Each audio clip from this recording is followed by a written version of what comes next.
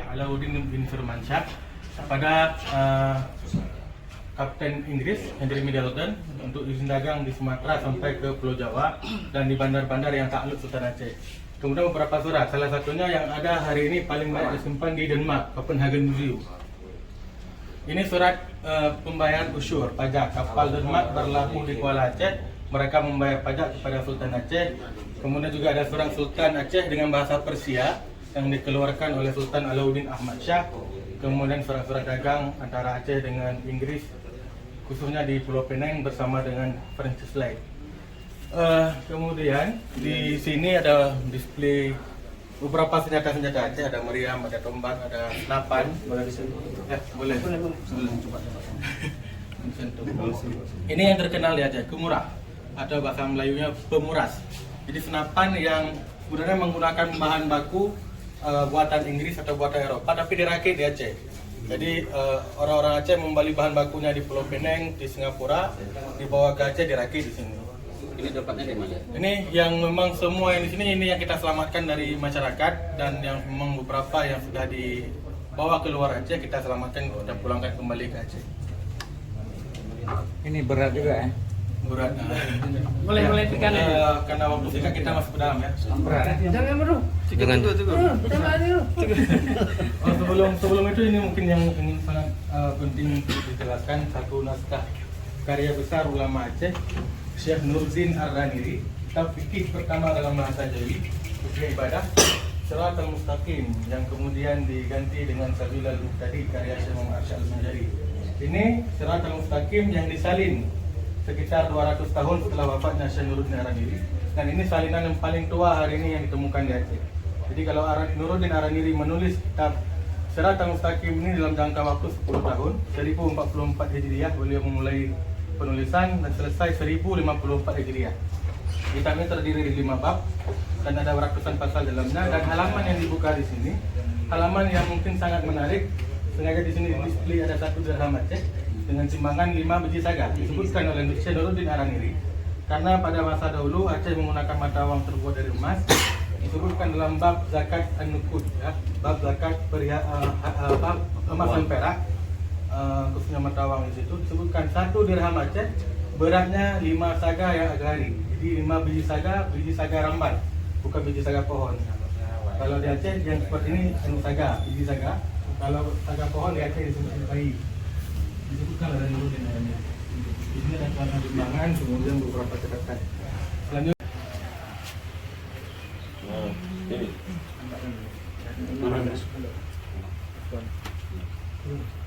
nah ini terjemahan Al-Mustafid, tafsir Al-Quran bahasa Jawi pertama karya Syekh Abdul Rauf bin Ali Al-Jawi Al-Fansuri yang di Aceh dikenal dengan Syekh Kuala. Ini jilid yang kedua. Ini beberapa mushaf Al-Quran tulisan Aceh, tafsir Jalalain yang ditulis oleh Syekh Abdurrahman Bayu Aceh Besar, kemudian dimiliki oleh cicitnya Syekh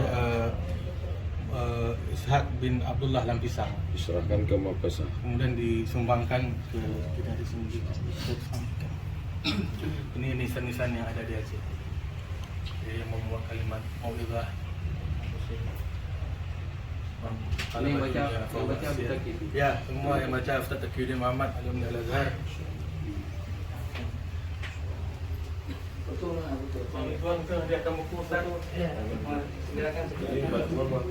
Ini dari negeri Fansur. Ini yang ditemukan di negeri Fansur yang hari ini sedang dalam kajian kita di Tapanuli Tengah, di Dagu-Dagu. Ada koin-koin dari masa Abbasiyah dan Umayyah. Salah satu di sini koin Umar bin Abdul Aziz yang ditemukan di Tapanuli Tengah tahun 100 Hijriah. Berarti ini dari top tank. Top 10. Ya. Jadi penelitian kita sementara Fansur itulah di top 10. Ini temunya di dalam tanah. Dalam galian masyarakat, mereka menambang emas, kemudian menemukan artefak ini di kedalaman 1 sampai 3 meter. Iya. Ialah alat farmasi. Ini adalah alat farmasi dari era awal Islam abad kedua 3 Hijriah. Nah, ini Sina kalau alat seperti ini. Ini dirham, Abbasiyah, Umayyah. Luar biasa. Ini botol.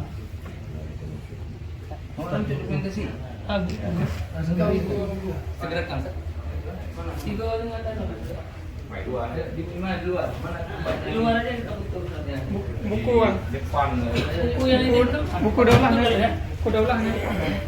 Tadi di luar nggak saya yang 2 buah.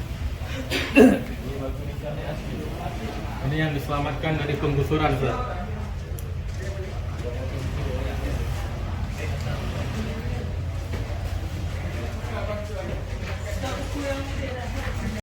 Yang alhamdulillah selama 10 tahun terakhir kami bisa menyelamatkan ada 620 karya manuskrip ulama-ulama Aceh, baik itu yang karya original langsung ditulis oleh ulama tersebut ataupun yang disalin oleh murid-murid mereka. Yang paling menarik di sini adalah kitab hadis yang hari ini dianggap sebagai kitab hadis dalam bahasa Jawi tertua, karya Nuruddin Araniri juga, yang memuat 835 hadis. Belum ditahqiq. Belum ditahqiq, Ustaz. Manuskripnya berapa biji? Dalam koleksi kita ada 3, cuman ini yang paling lengkap. Hidayatul Habib fit Targhib wa Tarhib, 835 hadis. Ada digitalnya mana? Ini belum di kitab. Apa yang lain? Kenapa mereka Tugas menulis Dr. Riza pakai untuk bahasa di situ? Melayu? Ada beberapa mukadimah yang disebutkan oleh Nuruddin Araniri, kemudian Syekh Abdul Rauf Syahkuala. Dalam mukadimah beliau menyebutkan bahwa memang ingin memudahkan para penuntut ilmu dan para orang-orang penduduk Jawi sehingga mereka menerjemahkan, dan penerjemahan dari ulama-ulama ini menyebutkan istilah bilughatil Jawiyah Sumatraiyah. Jadi beliau menerjemahkan dalam bahasa Jawi Sumatera, dalam terjemahannya bahasa Melayu yang dibangsakan kepada Jawi Pasai. Jadi yang ada di Samora Pasai.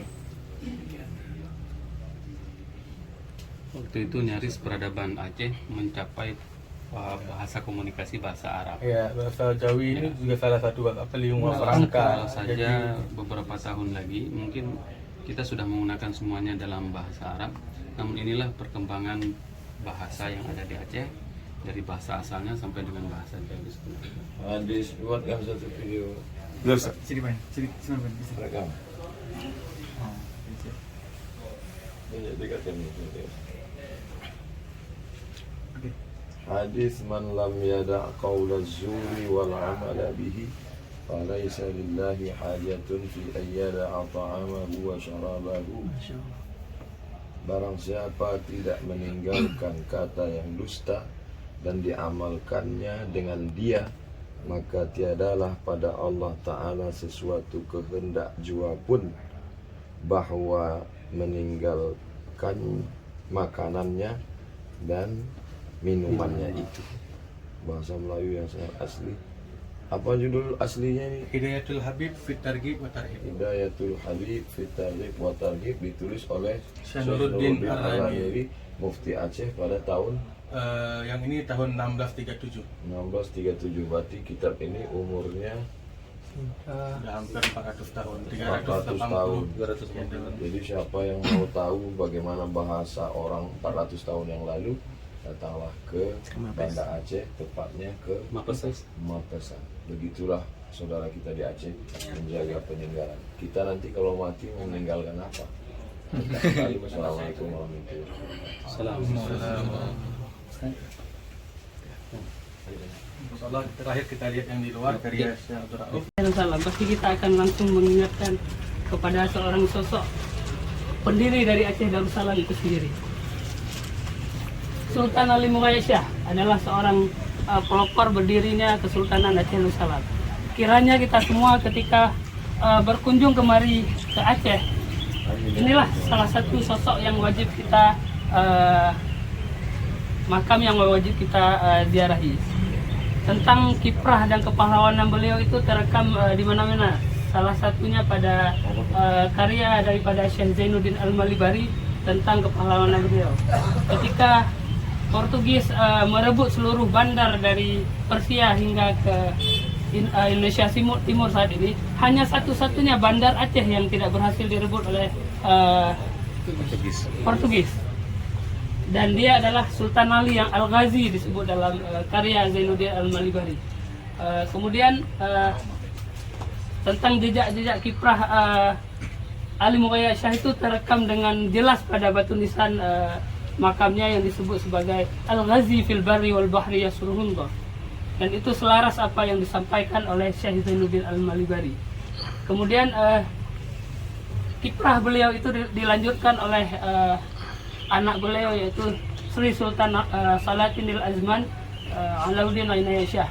Pada masa Sultan ini Aceh menjalin hubungan yang sangat erat dengan Turki Utsmani. Dalam suratnya berbahasa Turki sebanyak 124 baris yang menyebutkan tentang 24.000 pulau yang setengahnya tidak berpenghuni dan setengahnya berpenghuni, dan dia bermazhab Syafi'i. Itu adalah wilayah yang merupakan wilayah naungan daripada Sultan Alauddin Ri'ayah Shah bin Ali Mughayah Shah, anak daripada Sultan Ali Mughayah Shah. Kemudian setelah masa Sultan Alauddin Ri'ayah Shah, kepemimpinannya dilanjutkan oleh cucunya, yaitu Ali Ri'ayah Shah. Sultan Ali Ri'ayah Shah ini disebutkan tentang pembebasan Malaka pada tahun 1575 dalam surat Ratu Elizabeth pada tahun 1600 Masehi. Artinya setelah berselang 25 tahun peristiwa yang disebut sebagai pembebasan kemanusiaan di Malaka itu masih diingat-ingat hingga Ratu Elizabeth memuji bagaimana tentang perang yang dipimpin oleh Raja Mahkota Alam pada masa itu. Dan peristiwa-peristiwa pengepungan dan pengusiran Portugis di bandar-bandar Muslim yang ada di Aceh ini dan di Nusantara ini, itu menjadi agenda politik paling utama oleh Aceh Darussalam yang diteruskan hingga pada masa Sri Tajul Alam Safiatuddin hingga 1642 Portugis hengkang dari Malaka untuk selama-lamanya. Jadi Portugis itu memang dikepung dia oleh Aceh dalam 150 tahun lebih itu. Karena ini adalah gangguan bagi Muslim untuk Nusantara ini.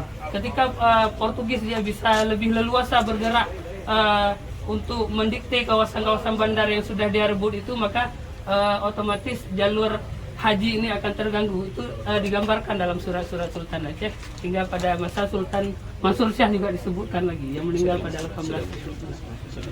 Oke, langsung dalam. Jadi dokumen dari tahun 1500 sampai masa Pasai ke bawah, kita hanya menemukan dokumen pada batu nisan. Dari sinilah kita menemukan ada puluhan ribu tokoh-tokoh besar yang telah hidup pada masanya. Itu kalau di Pasai kita menemukan dari Baghdad, tokohnya keturunan Abbasiyah juga menemukan. Nah, jadi dari batu nisan inilah kita banyak menemukan. Itu kalimat tahun 1560-an Masehi.